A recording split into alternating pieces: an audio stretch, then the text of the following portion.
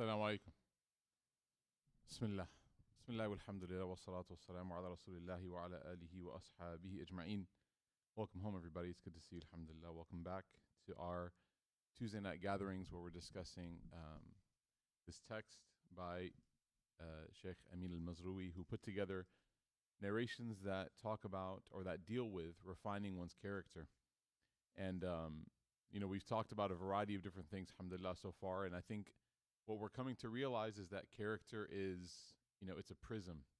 It's an entire multi-dimensional, multifaceted experience. Character is not just one type of thing, but as the Prophet ﷺ teaches us, character is the many different sides that reflect what's within us. And the refinement of that character is the job of every single person. Every single person has to work towards making themselves better through this refinement of their character. So the Prophet ﷺ, he talks about a variety of different topics, right? We've spoken about things like, what you should do when you sneeze. We've talked about things like how you should carry yourself when a person who is dignified or noble comes to visit you. We've talked about things like, what you should do when you visit the sick, right? Last week we spoke about how the ideal visit of any person is to make it when you visit someone who's sick, that visit is brief and that visit is short. So all of these different things, they give us a new take on how a person can improve their character. Now, there's Islam is so beautiful because it gives us both sides of every equation. And as human beings, we fall into a trap sometimes where we want to focus as much as we can on one side of our experience, of the human experience. So for example, we might say that, I know I have these character flaws, but I'm still a very deeply religious person, right? I'm a very deeply religious person. So I might have anger issues, I might have temper issues, I might have, my tongue might be a little bit sharp and harsh at times, but I still am a very deeply religious person. And then on the other side of that, there are those of us that sometimes use the flip, which is, I know that I don't pray, I know that I don't do what I'm supposed to do religiously, but I still, in my heart, I have good character, right? As if to say that one or the other is attainable while attaining the other one is not possible, is not attainable, right? And so sometimes in order to justify the absence of one, we really highlight the presence of the other. So we'll talk about how good we are when we know that we have trouble fulfilling the commandments of Allah, of God, or we'll talk about how devoted we are religiously when we know that we're not treating people well. So the Prophet ﷺ, he gave us something really powerful, very interesting, and he gave us the connection between those two elements and the undeniable, immutable connection between these two elements. So tonight's hadith, there's two of them. We'll see if we can get to both of them. Tonight's hadith, the Prophet ﷺ, he says in a narration that أكثر ما يدخل الناس الجنة تقوى الله وحسن الخلق.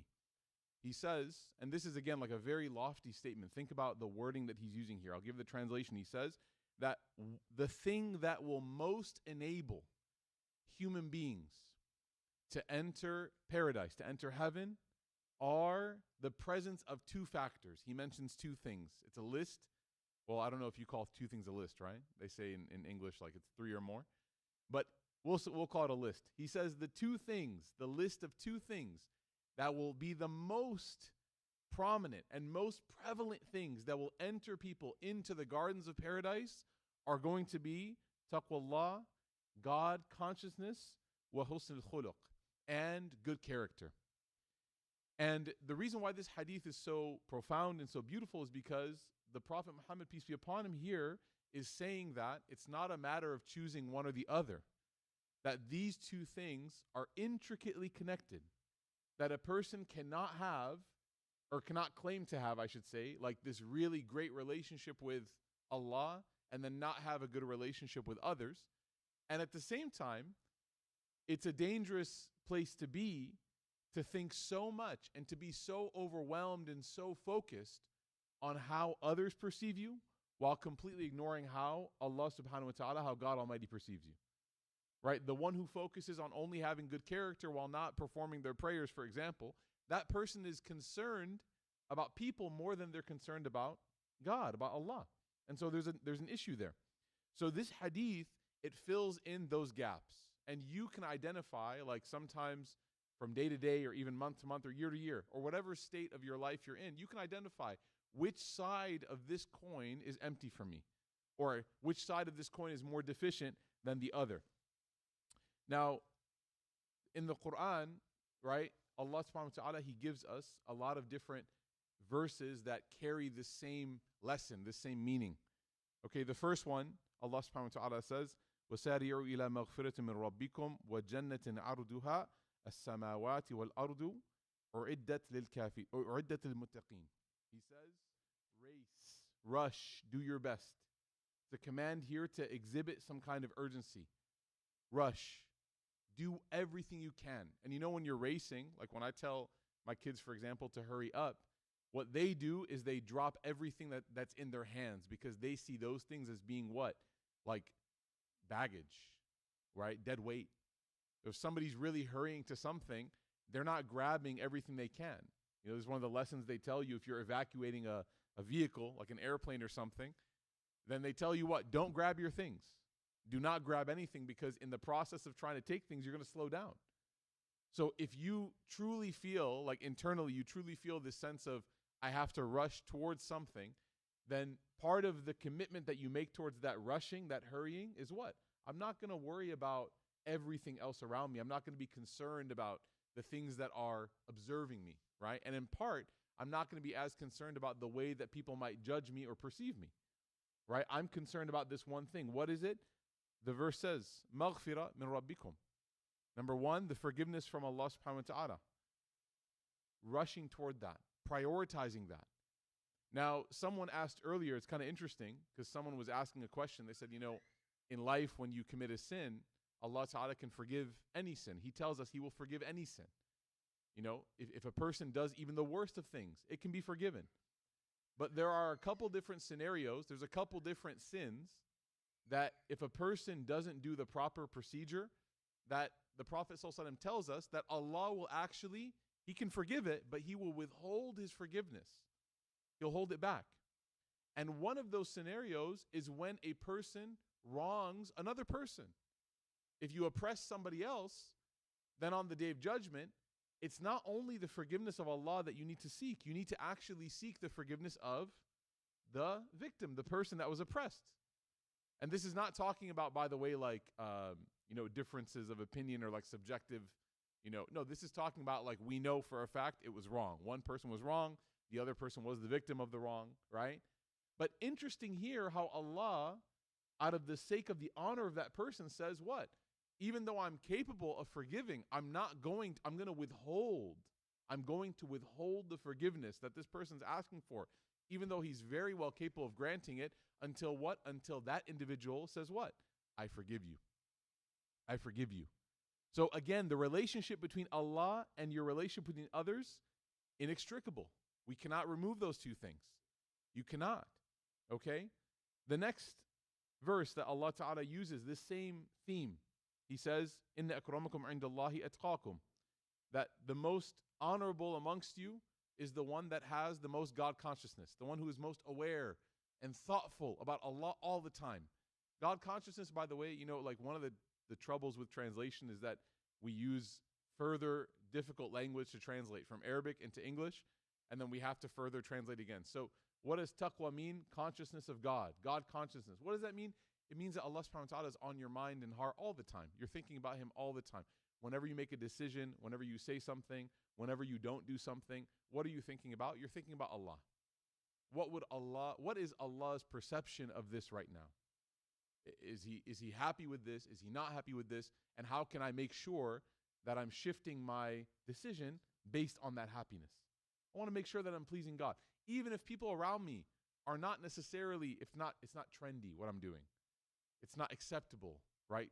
Socially, right? People are telling me to do this or do that or dress this way but I know that this is what Allah wants for me, and so I'm going to do this, right?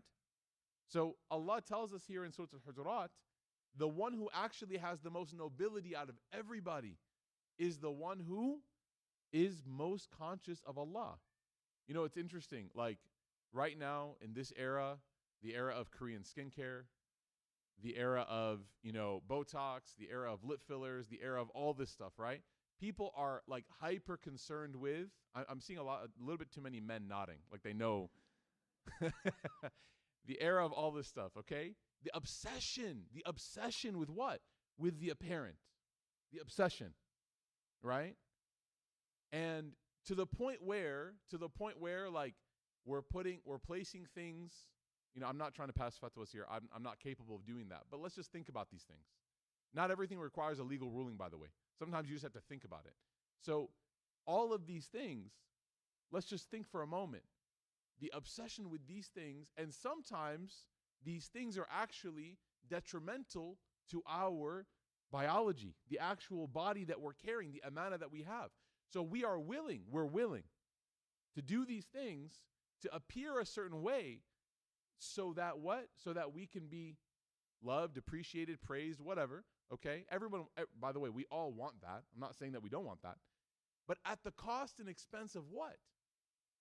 And all of this is because we have misunderstood where true honor comes from. True honor, true dignity, where it comes from. Have you guys ever experienced the most jarring thing? Like a celebrity that you grew up watching and then seeing their photo now, 20 or 30 years later? Have you seen like, it really like shakes you because you're like, are you serious? Are you kidding me? Like this person used to look flawless. This person used to look perfect. It's as if they were like constructed themselves, right? And now, as they say, time is undefeated. Time is undefeated, right? Gravity wins, right? The nature of aging. But see, subhanAllah, think about one of the most beautiful images that you can imagine. And this is something that you might see it around like masajid, or especially if you go to maybe like countries that have a lot of Muslims in them, in the era of hyper concern about skincare, is that you might see somebody that due to the persistence of their prayer, they might have a small mark on their forehead, right? And even though your Western sensibility is telling you that is a blemish, your heart is telling you that is an honor, because you know where that is coming from. Now, I want to clarify something. Do not rub your head into the ground hard in order to achieve this. That's not the purpose of it. But some people's skin is just naturally more sensitive, and when they pray on certain things, they might develop a small mark here, and that mark indicates maybe that this person, they pray frequently. But again, it's the competing sensibilities, Western honor versus spiritual honor. And when you see that, you can't help but feel it's beautiful. Everyone around you who doesn't know what that is thinks it's what? Oh, that's like a mark. But you know what that is, right? Think of the Prophet ﷺ. He's praying late into the night, and the description from his wife Aisha radiallahu anha is what? His feet are swelling. His heels are swelling. Now, we would see that as what? We would see that as, that's not good, right? Swollen heels, this is a lot of people who have like maybe even poor circulation, whatever, they have swollen ankles, swollen heels. Not a good look, right? But when we read that narration about the Prophet ﷺ and his qiyam, we are impressed because we know that condition of his heels is coming from what? From his worship of Allah. So when you shift what makes something honorable, it changes your definition of honor to begin with, right? We think, for example, that somebody who is rich is honorable. It's something that we struggle with as human beings. Wealth equals honor. But there are dishonorable ways of attaining wealth, right? Yes or no? There are very humiliating ways of attaining wealth, right? There are immoral ways of doing it. There are criminal ways of doing it, okay? And so it's not as simple as like, oh, this person is wealthy, thus I must respect them and revere them. No, it's we as Muslims believe what? That it's not the wealth that makes you honorable. It's how did you get it? Were you an honest business person? Were you persistent and perseverant? Were you dedicated? Were you a person that didn't cut corners? And in your pursuit of your career, were you generous? Did you exude generosity along the way? Or were you stingy? See, somebody can be very wealthy, but if we find out that they're stingy, we actually lose all respect for them. I'll tell you a story that wallahi is it was one of the greatest lessons I ever received. It's no secret. This is a nonprofit. It's no secret that part of the role of nonprofits is to raise funds. But somebody, subhanAllah, very early in my tenure of learning how to run nonprofits said, you don't need everybody's money. And he gave me this moment that I'll never forget. We were raising funds and there was a person that wrote a donation. MashaAllah, may Allah Ta'ala reward everyone who donates. But this person, they did the donation that had strings attached, right? So they wrote the donation, they wrote the check, they gave it, and they said, okay, here's what I want. And that's literally, I mean, I know it sounds like a villain, but like that's actually the language. And this person, at the time, my mentor in nonprofits, he literally took the check.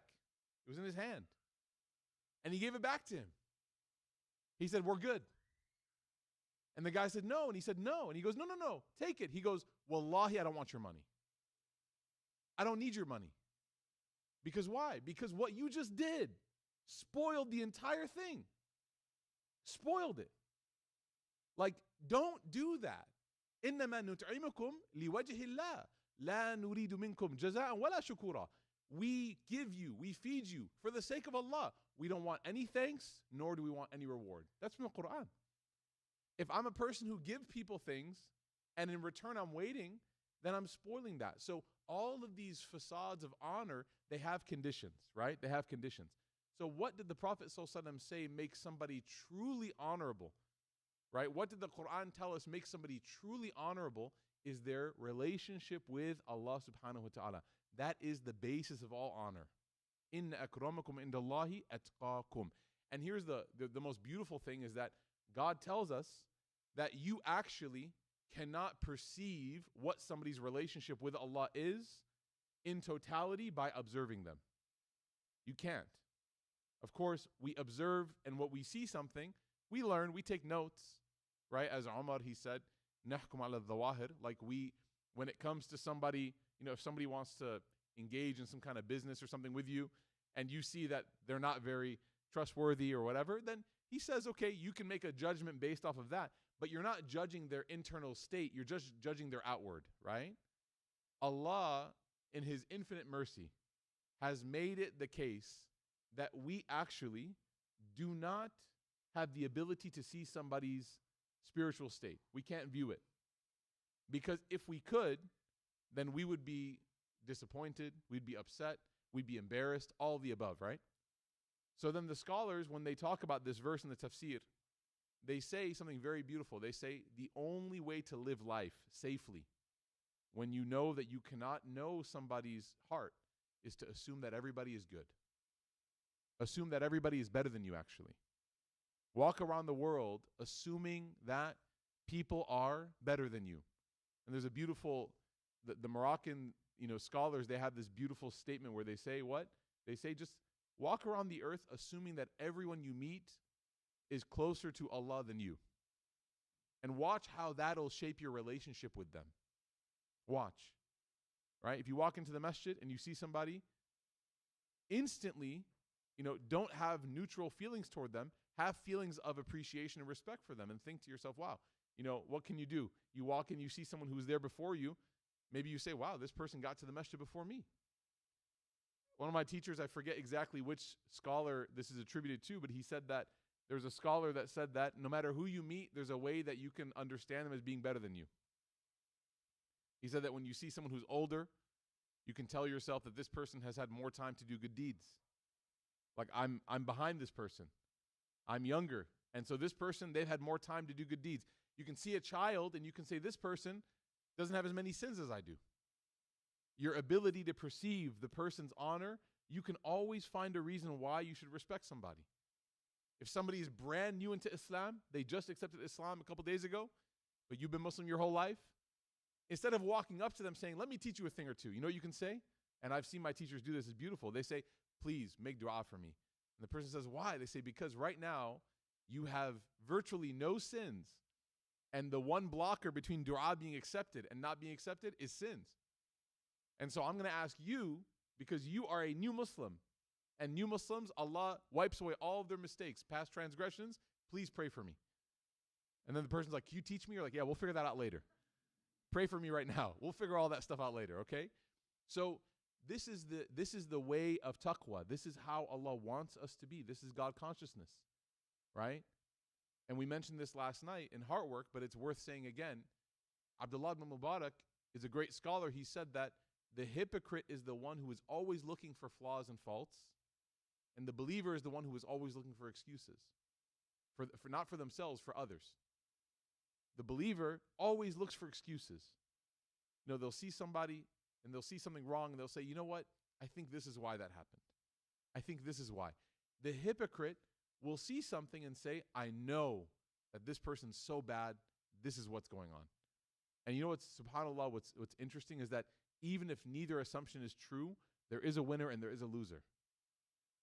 Even if you assumed incorrectly, but you assumed positively and you were wrong, you're still a winner because it shows you who you are. And even if you assume negatively and you were right, you're still a loser because it shows you who you are. You don't have the ability to perceive positively, right? So here Allah Ta'ala gives us that beautiful verse. And then in Surah Al-Baqarah, وَقُولُوا لِلنَّاسِ حُسْنًا. It's like short. The Quran is so powerful. It's so direct. Allah literally says, and say to people nice things. Like speak kindly to people. Just say nice things. How many, subhanAllah, even at like the greatest levels of geopolitics, how many conflicts are truly because why? Because people can't speak nicely to each other. And Twitter just made that worse. Because all of these things are just, you know, my mom always used to tell us like nothing good happens at night. And if you look at when all the dumbest things are tweeted, it's after 10 p.m.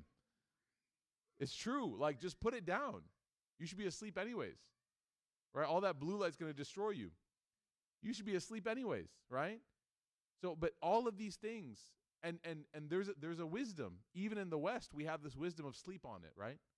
Sleep on it. If you want to say something, write it, save it in your draft, and sleep on it. If you wake up the next morning, you pray Fajr, you have a cup of coffee, you feel a little bit more regulated, right? Okay. Because think about it. That whole day you're carrying all this stress, all this baggage. And the way that the body helps recover, not just physically, but also mentally, is by sleep. So when you rest, there's actually wisdom to it. That when you rest, you're able to what? You're able to get all of these things out of your system, and then what? And then you wake up in the morning and you're thinking completely. You guys ever had that experience? You're thinking completely differently. The night before, you were like rabidly angry, furious. The next morning, you're like, I don't even recognize that person, right? So, وَقُولُوا لِلنَّاسِ حُسْنًا. Be kind to people. Say kind things. The Prophet of Allah sallallahu alaihi wasallam, he says, إِنَّمَا. إِنَّمَا is one of like the most powerful phrases because it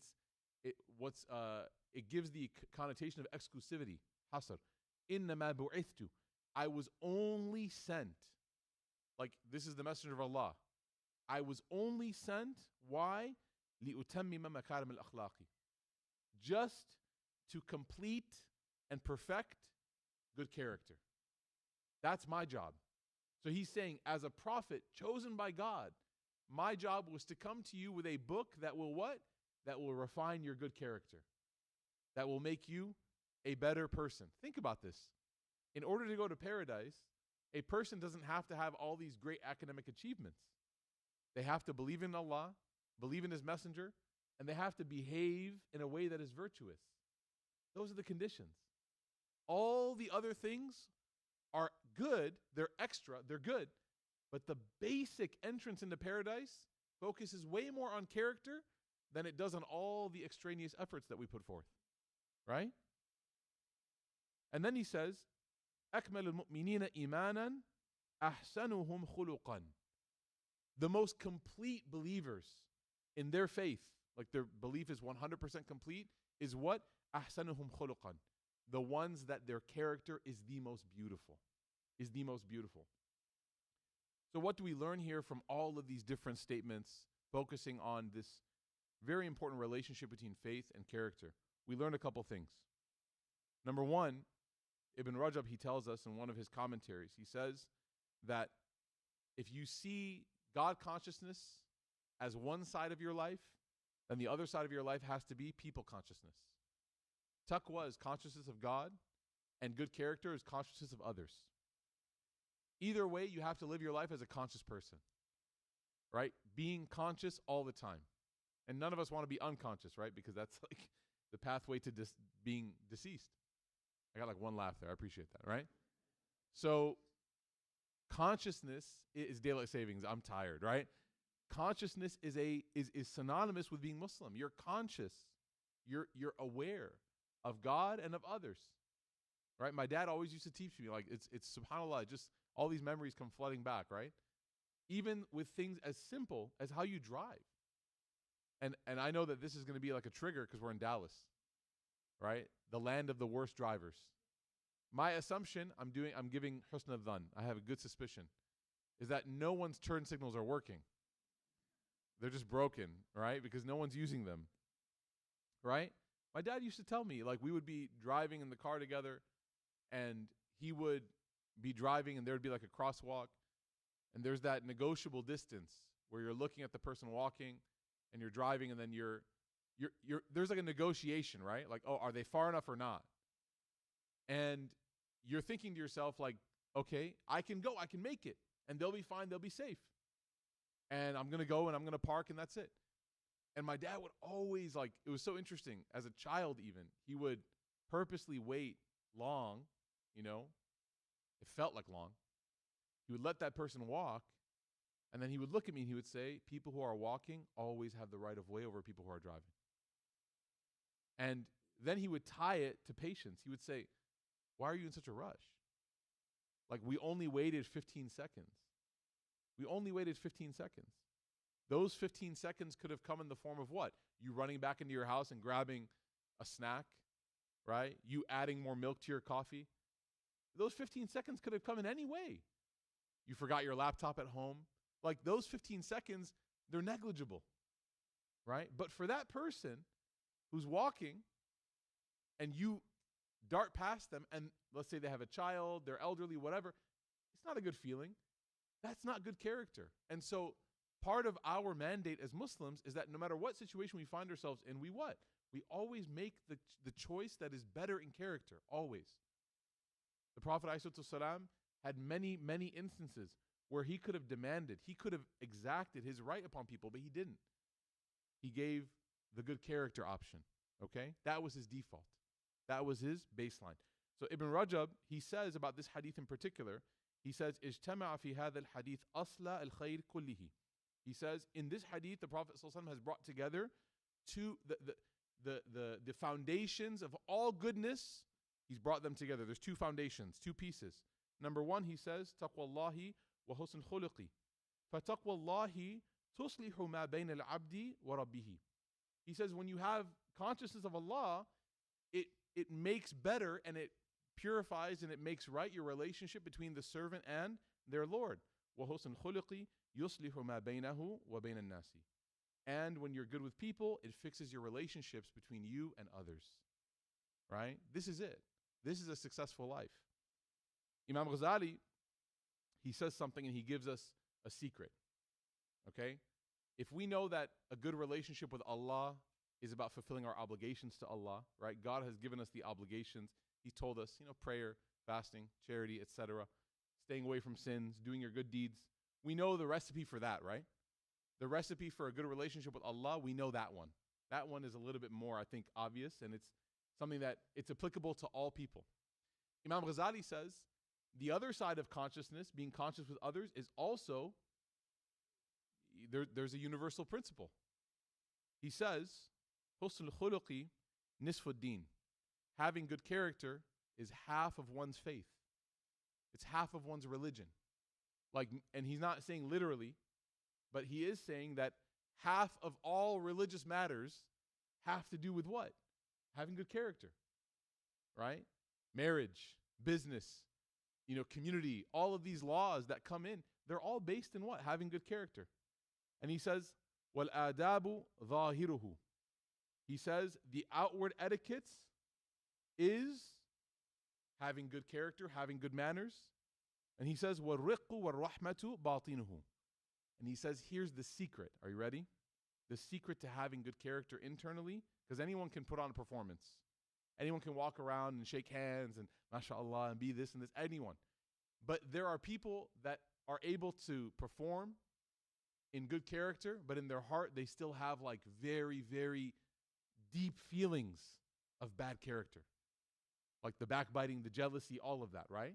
There's the difference. Allah says, يَقُولُونَ بِأَفْوَاهِهِمْ مَا لَيْسَ فِي قُلُوبِهِمْ. That people say with their tongues that which is not in their heart. لِمَا تَقُولُونَ مَا لَا تَفْعَلُونَ. Why do you say that which you don't do? Allah tells us there's going to be a difference, right? So what does He say? الرِّقُّ وَالرَّحْمَةُ. He says tenderness and mercy. Being gentle is the first half of having good character. Being gentle with people. Raise your hand if you've ever heard that there's an Islamic ethic about giving people excuses. Anybody? You've heard this before? They say 70 excuses. It's not a hadith of the Prophet ﷺ. It's attributed to Sayyidina Umar radiallahu anhu that you should give people 70 excuses as to why they did something. You guys have heard this before? Okay. You know what this means? First of all, the number 70, by the way, is not literal, and even if it were, that's a lot. But 70 in the Arabic language is equivalent in the English language to the word a ton. You know, if I say like, I ate a ton of sushi, sometimes it feels like it. I ate a ton of food today. You know, when you use that word a ton, okay? That is not literal, because if you ate a ton of anything, you would be gone. You can't actually fit a ton in your body, right? But we use that to describe what? Is a ton a lot or a little? We need a little bit more consensus. It's a lot, right? Americans, this is our problem. A ton is a lot. A ton is a lot, okay? In that same way, in Arabic, they have these figures or words of what? Of hyperbole, right? Mubalagha, exaggeration. Why? Because these words or figures, they indicate not the literal number, but the grandiosity or the size of something. So 70, whenever you see like 70, 40, etc., it can be literal. The scholars say it's true. Or it can be an indication of a lot. So when Umar said, give somebody 70 excuses, you know what he actually said? Give someone endless excuses. Like 70 for them meant what? A ton. Give someone a ton of excuses. You know, and I was thinking to myself actually today when I was reading some of the commentary on this hadith, I was thinking like, man, you know, like everyone in this room is imperfect. The only perfect being is God, is Allah. He is the only perfect one. No flaws, no mistakes, no shortcomings, right? That's part of our belief. So once we acknowledge that we are imperfect, like all of us, you know what that makes so much easier in life? Being good with people and being generous and merciful with people. Because why do you expect perfection from imperfect people? That's silly. It's foolish. You should never expect perfection from anybody, because what? We don't have the ability to be perfect. People will oversleep. People will forget to text you. People will make mistakes. That's a part of life. If anyone deserved to be perfect, treated perfectly, I apologize. If anybody deserved to be treated perfectly, it was the Prophet ﷺ. And even he was not treated perfectly, meaning people made mistakes, right?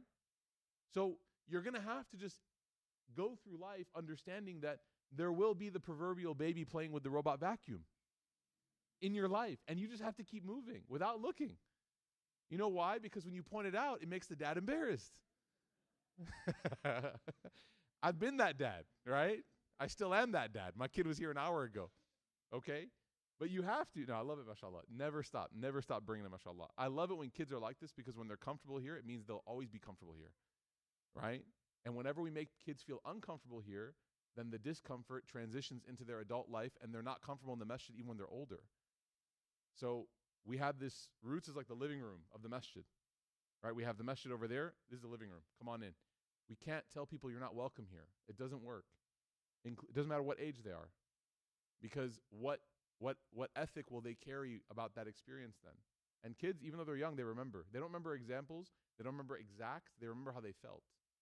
Okay? So it's very, very important. So I was joking, right? I made a joke and he heard laughter. So he thinks, this place is funny. I can't understand what that guy's saying, but he's funny. Okay? Ibn al-Qayyim, he says an even more powerful statement, which is actually it's like flooring me, subhanAllah. He says, ad-dinu kulluhu khuluqun. All of religion. You know, Imam Ghazali says it's half. Imam Ibn al-Qayyim says, no, it's all of it. And he says, فَمَنْ زَادَ عَلَيْكَ فِي الْخُلُقِ زَادَ عَلَيْكَ فِي الدِّينِ. Whoever did more than you in good character, they surpassed you. Guess what? They've become a better Muslim than you. They've surpassed you in religion. You can pray all the tahajjud you want. You can give all the sadaqah you want. You can do all of that. But if you don't have an equal commitment to good character, it does not matter what you do. It does not matter what you do. Now, I want to be very clear here.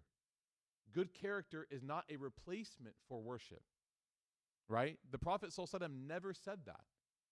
But it's interesting because it's almost as if by focusing so much on good character, he's telling us, sallallahu alaihi wasallam, that it's actually easier in some ways to just be a good Muslim with Allah and to be a horrible person with other people. It's easy to adopt the religious hermit experience. It's easy because you just pray 5 times a day. You do your Ramadan once a year. You give your zakat once a year. You make your hajj once in your life. You're good, right? You're good with Allah. So that part, according to this commentary, is actually fairly attainable. I'm not trying to make it sound like, no, just understand what I'm saying. It's easier to be good with Allah because why? Allah actually has very little expectation of us, if you think about it. People have a lot of expectations of you. Human beings have endless expectations of you. And so controlling your relationship with those people is actually much harder. People are less forgiving than Allah. Allah is always forgiving. He'll always forgive you. People won't forgive you. Allah is generous. People are not generous. So this hadith is telling us what? You have to focus on this specifically because this side of that equation is actually much more difficult, much more challenging, right? The religious side, you got that. You got it. But this side, the side of character and how that impacts your faith, that is a little bit more different. Okay? So the Prophet of Allah, he summarized this in 2 ways. Like we said, God consciousness and people consciousness. A balanced approach. A balanced approach is what we need. Another scholar he mentions, and we'll conclude with this, inshallah. By the way, the Q&A is open. If you go to slido.com, 30 and up, you can send your questions, inshallah. Another scholar, he commented and he said that this is also a reminder between public and private life. Public and private life. That a Muslim, a person who believes in Allah and says that they believe in the Messenger of God, is mandated, is obligated to make sure that their private and public life is as congruent as possible. As congruent as possible. Now, it's not always perfect, right? There will be times when, people, it's interesting. The directive to be congruent in your private and public life, sometimes it forces us to say, well, you know what? If I miss Fajr, do I have to get up and announce it? Hey, everyone, I missed Fajr this morning. Do I have to publicize my sins? No, because the Prophet of Allah, he says what? Don't publicize that which Allah has hidden. If Allah has hidden your mistakes, don't publicize it, right? Don't do that, right? But what he is teaching us in the private and public paradigm is don't publicize your bad, but try to make your private life even better. You're trying to answer that there's a tension there. You're trying to release the tension by what? The wrong way. Relieving yourself of that tension is not by publicizing your bad. It's by what? Making good your private life. Being even better in private. That's actually the work that needs to be done. Okay? And the last bit the scholars mentioned is that when you think about da'wah, which is, the core of our existence, is how we engage with not only our fellow Muslim brothers and sisters, but our general community, the place that we live. And when you think about your life, man, especially for those of you who are a little bit older, you can probably agree with me here. You're not going to have a lot of time to talk about theology and religion with people in your life. Like very few opportunities will you get with a neighbor or a coworker who's going to be like, I want to learn about your religion. Let's meet every week for coffee. and let's talk. Teach me aqeedah. You're not going to have that. I heard there's a hadith called Hadith Jibreel. No, you're not going to get that. It's not going to happen. And it's almost as if like we're waiting for that opportunity. Like, oh man, as soon as my neighbor comes to me and says, ma hul Islam, then I can answer them, right? What is iman? What is ihsan? No, that's not how you're going to introduce people to Islam. The way that you will introduce people to your faith is going to be how you interact with them, right? That's why when Aisha radiallahu anha, when she described the Prophet sallallahu alaihi wasallam, she said what? Kana al-Quran yamshi. He was like a walking Quran. He was like the Quran, but moving. Right? In another narration, she says, khuluquhu al-Quran. His character was the Quran. So you actually didn't need to read the book. First, you were able to witness all of its teachings in one person. Right? Now, he is the perfect person, sallallahu alaihi wasallam. We're not going to be able to live up to that, of course, but there are ways in which we can deliver, right? And I always tell stories about my mom, right, who she worked at a hospital and she was able to like get the entire non-Muslim staff around her to start saying alhamdulillah, inshallah, mashallah, right? Just by winning them over with character. And then, who knows, right? Allahu yahdi man yasha. Allah will guide whoever He wills. Our job is not to put the Islam like in someone's heart. Our job is to what? Just represent it as best as we can. As best as we can. Right? So that representation is a part of our da'wah as Muslims. And our character is that representation. We ask Allah Ta'ala to perfect our deen and our character. The next hadith, and I'll go over this one quickly because it is related to the previous one. It's a hadith where the Prophet of Allah Sallallahu Alaihi Wasallam, he teaches us, so if we learned that good character is contingent upon gentleness and mercy, right? Then what can be the source of bad character, or what can be like the most vulnerable part of our lives when it comes to bad character? The Prophet ﷺ, he says, أكثر خطايا ابن آدم من لسانه. The most abundant organ or piece of the human being that will make mistakes and will make sins is the tongue of the human being. The tongue. And again, the tongue here is a metaphor for the speech of a person. Even in English, we say that. So the majority of a human's sins come from their tongue. Allah in the Quran, He mentions the responsibility of the tongue. It's a very interesting, subhanAllah, it's a really interesting experience, like words. Think about that. Allamahul bayan. Allah Ta'ala, He says in the Surah Al-Rahman that He taught us how to speak. Speaking is like one of the experiences that really truly differentiates us from other creation. You look at like the insects, they have communication, don't get me wrong, but speaking, eloquence is a unique experience that Allah reserved for us, for human beings. And so with great responsibility and power, of course, right? With great power comes great responsibility, and vice versa. Allah says, مَا يَلْفِظَ مِنْ قَوْلٍ إِلَّا لَدَيْهِ رَقِيبٌ عَتِيدٌ. Not a single word is uttered except that there is a recorder that is waiting to write it down. We don't say a single thing except that it's written down. And we know that this is referring to the angels that are placed on our shoulders, writing down all of the deeds that we do. Every Friday, at the end of the Jumu'ah khutbah, the khatib recites a reference from Surah Al-Ahzab. Ya ayyuha alladhina amanu ittaqullaha wa qulu qawlan sadida. Right? It's interesting because Allah mentions this verse in the sequence of it. O you who believe, be mindful of Allah and speak words that are upright. And then to finish, yuslih lakum a'malakum. Right? It will refine your deeds, refine your actions. So it's interesting how Allah subhanahu wa ta'ala, in the process of this order, He says what? Have God consciousness, speak upright, and it will manifest in your actions. So the way that we say things changes who we are as well. The Prophet of Allah sallallahu alaihi wasallam, he says, "Man kana yu'minu billahi wal yawmil akhir, falyaqul khayran aw liyasmut." That anyone who believes in Allah on the last day, if you truly believe in God and the last day, the day of judgment, then one of the signs of that is that you will say good or you will say nothing at all. That's going to be your character, right? That's how you're identifiable as a person, the character that you have. The Prophet ﷺ, he was asked, one time he was explaining to the companions that the organ, the piece of the body on the Day of Judgment that will be most accountable will not be the eyes or the ears, it will be the tongue. And he was teaching the companions this. And one of, again, the very knowledgeable, well-known companions, Mu'adh, he asked the Prophet ﷺ, almost like shocked.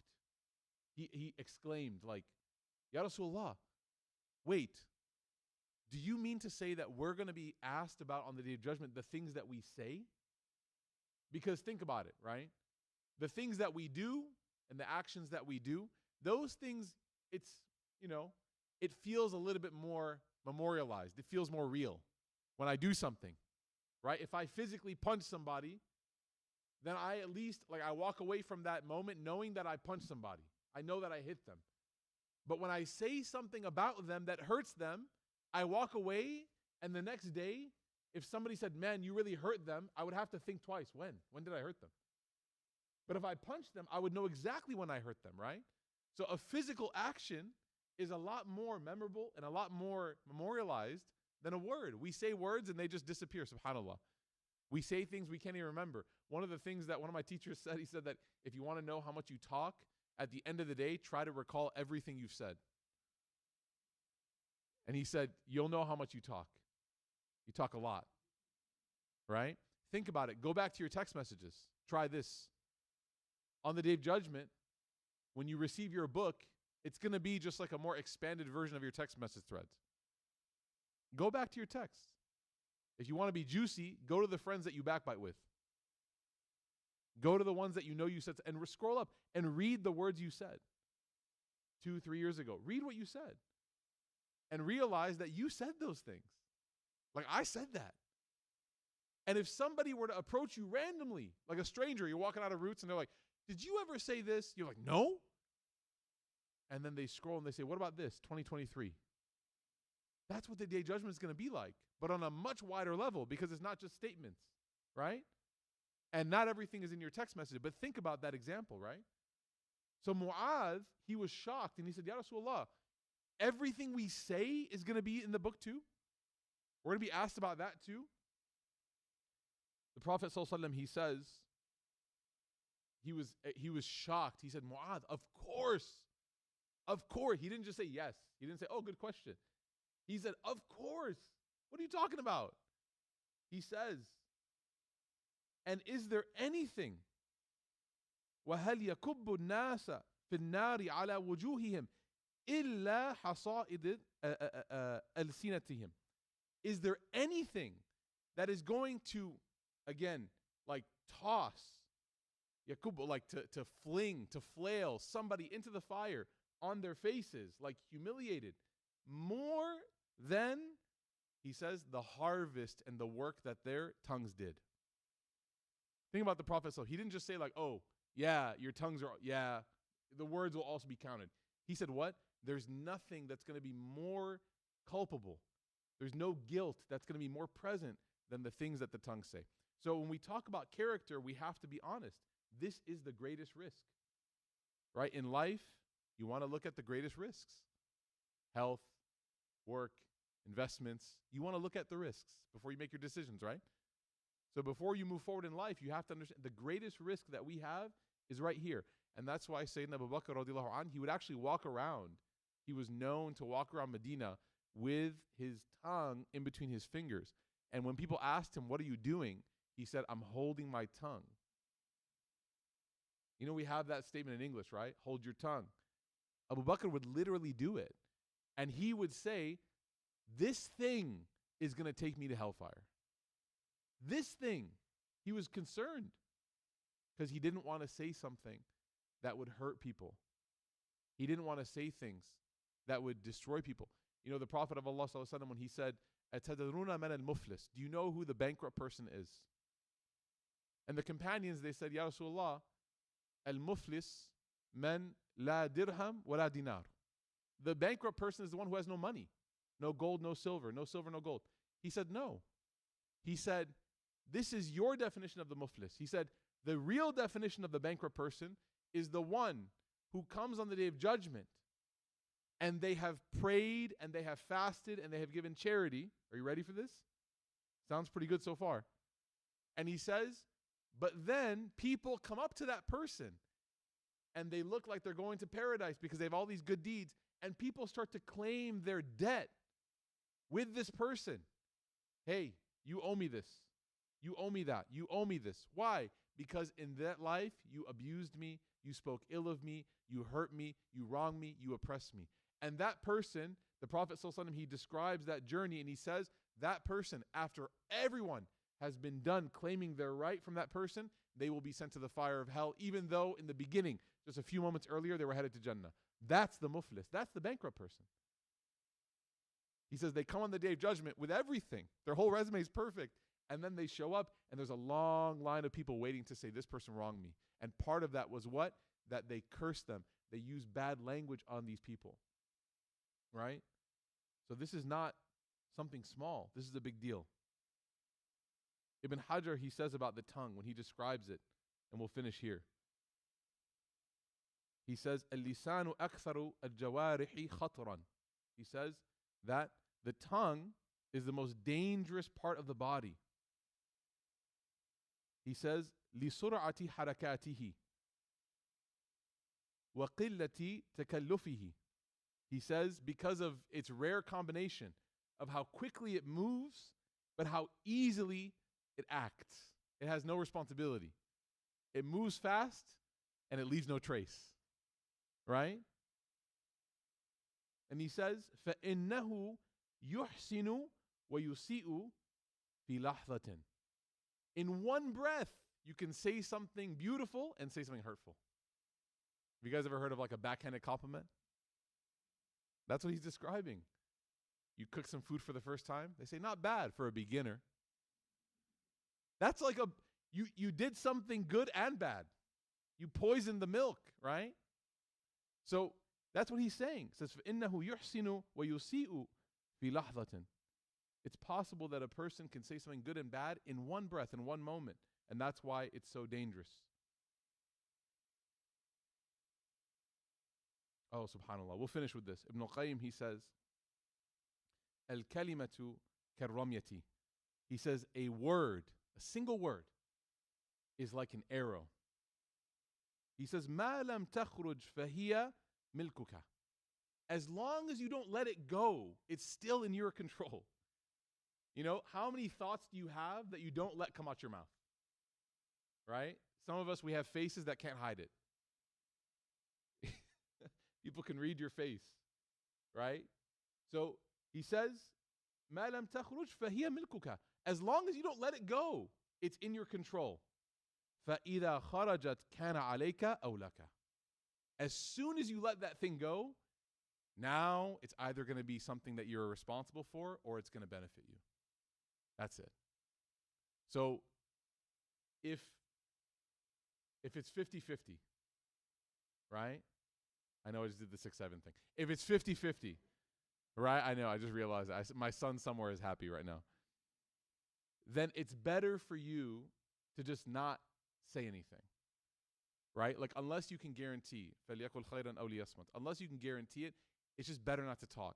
And this is something that, again, why is this topic so, it resonates with this audience? Because, you know, heart work is a younger audience. And I think in those type of scenarios, and I forgive me if you come to both, but in those type of scenarios, we really value our ability to express ourselves. Like when you're younger, it's almost like your strength, your power, your value is all about expression.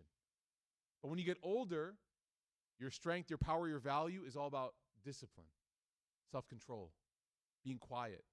And when you're younger, you view someone who's quiet as being weak. When you're older, you recognize that quiet is strength. And you might even leave the room asking, why didn't you say something? And the person says, not now. Not now. Not the right time. Not the right time. Right?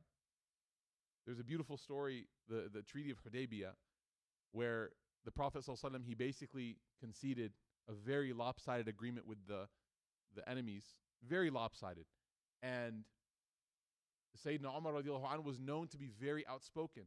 And he said to the Prophet sallallahu alaihi wasallam, Ya Rasulullah, alasna ala al-haq wa hum ala al-batil? Like, why are we conceding? Aren't we right and they're wrong? Why are we conceding? And he said later about that story, when he was commenting on his own action, he said, Wallahi, I've never regretted a single moment more in my life than when I spoke up in that moment. I've never regretted it more. Because even though the statement I was saying was correct, yes, we are on the truth, and there, he said, it was not the right thing to say, nor the right time to say it. And then when they conceded and they left, and it was very painful, it was very emotional, the Prophet ﷺ received revelation, and he's at one part of the caravan, and Umar is in a different part. And so he, from his spot, he says, call Umar. And so they start saying, Umar, Umar, come. And Umar says, when I heard that the Prophet was calling me, ﷺ, I was scared. I said, oh God, you know, I'm done. I'm going to get consequences. And he said, call Umar, Allah has revealed something. And he goes, Allah has revealed about me, like that I'm a hypocrite. He was afraid. All because of what? Because he spoke. He was afraid.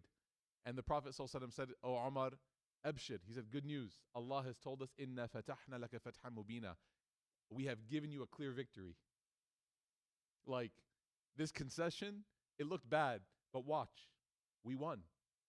You know, if you're a good chess player, you know that. Right? You sacrifice the queen, but you know what's coming. 5 moves later, you're going to win. So the Prophet ﷺ, he made the sacrifice there, but he knew that victory was coming. And Allah confirmed that and told him that. And he said, you see now, Ya Umar, look at the wisdom of what? Just knowing that sometimes there's strength in being quiet. Right? Being quiet's not bad. It's not bad. That's a good default. Speak up only when it's necessary. We ask Allah subhanahu wa ta'ala to bless us with these traits. We ask Allah ta'ala to make us those that can practice everything that we say and that we hear. We ask Allah ta'ala to grant us closeness to Him in our character and our faith. Ameen ya Rabbil Alameen. We'll do some Q&A quickly. Isha is in about 9 minutes, so we'll break in 5 minutes. Salam. I love the lectures. Can't hear them on any online platform due to low volume. Can this technical issue be fixed? You need to come to Roots. You need to come in person.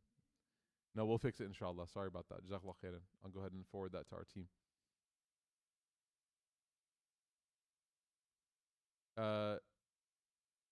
How do I handle the feelings of never feeling chosen in this dunya? I know Allah's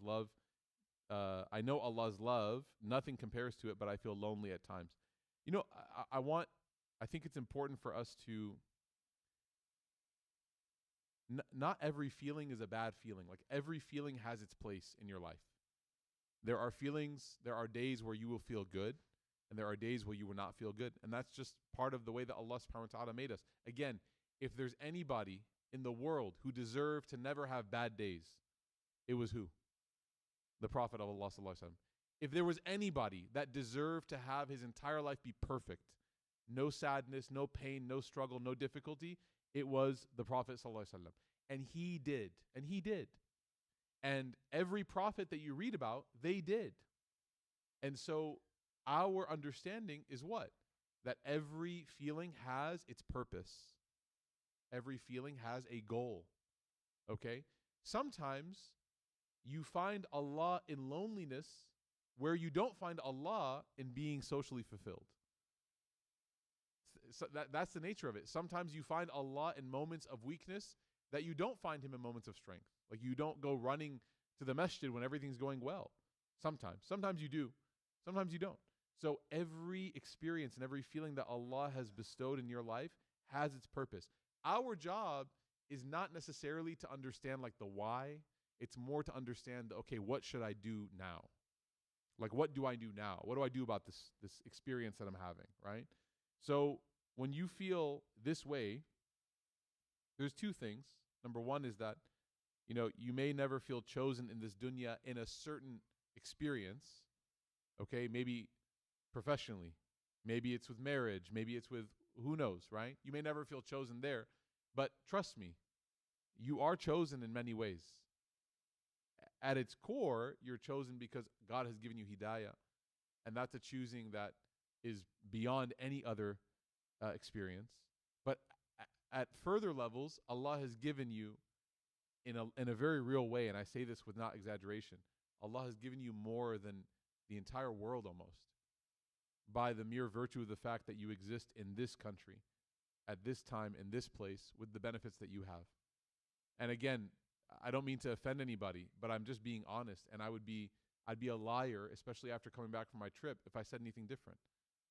We have far too much. Like, Allah has given each of us far too much. But He doesn't ask us to give it up or throw it away or be self-deprecating. All He asks us is to be grateful for it. That's it. Right? So don't feel bad that He's given you something. You don't have to throw away your nice things. But are you grateful to Allah in the form of what? Do I worship Him? Do I take care of my relationship with Him, and so forth? So you need to really think about the holistic understanding of how you feel. It's okay to feel a little bit lonely sometimes, and that's going to push you towards Allah. Also, it will help you maybe feel connected when you do have that company, right? Sometimes you have an opportunity to spend time with somebody, and you might take it for granted. You might cancel. You might flake. There's a new concept that I love. Actually, social media, it's like 99% bad, but there's like some things that are pretty good. And there's one that I've been seeing that's trending recently, which is people want all the benefits of community without the discomfort of it. Like, you'd rather stay in bed on your phone, and then there's an opportunity to spend time with people, and you're like, I don't want to get up. But if you don't get up, you're not going to feel the benefit of community. Like, you're not going to feel it. So what do you want? Do you want to stay at home? You don't have to get up. You don't have to get dressed. You don't have to do any of these things. Okay, that's fine. Or do you want to feel the barakah of suhbah? Because you can't have both. You can't. So sometimes when you feel that loneliness, you realize I need to actually take advantage of all of the blessings and opportunities that God has given me, right, in the form of good company. Okay?